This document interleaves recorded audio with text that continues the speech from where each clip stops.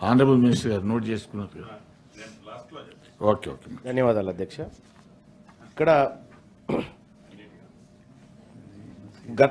గతంలో జరిగినటువంటి ఒక పొరపాటు ఇవాళ తెలంగాణలో ప్రస్తుత రాష్ట్ర ప్రభుత్వానికి కూడా ఇబ్బందికరంగా మారింది అధ్యక్ష. ఆర్టిజన్ల విషయంలో విద్యుత్ శాఖలో పనిచేస్తున్నటువంటి ఆర్టిజన్లను ప్రభుత్వ ఉద్యోగులంటూ గత ప్రభుత్వంలో లెక్కలు చూపెట్టి కొద్దిగా వాళ్ళలో ఏదో ఆశ నింపే ప్రయత్నం చేసినారు అధ్యక్ష. వాస్తవానికి ఆర్టిజన్లను ఒక ఫిక్స్డ్ శాలరీతో పెట్టడం ద్వారా వాళ్ళకు ఉద్యోగ భద్రత లేకపోతే ఇంకా వాళ్ళలో ఎలాంటి గ్రోత్ లేకుండా వాళ్ళు మిగిలిపోయినారు అధ్యక్ష.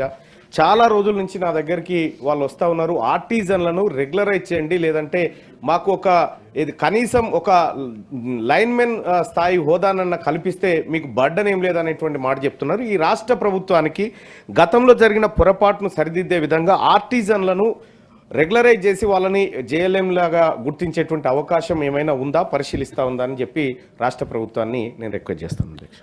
నవీన్ కుమార్ రెడ్డి గారు.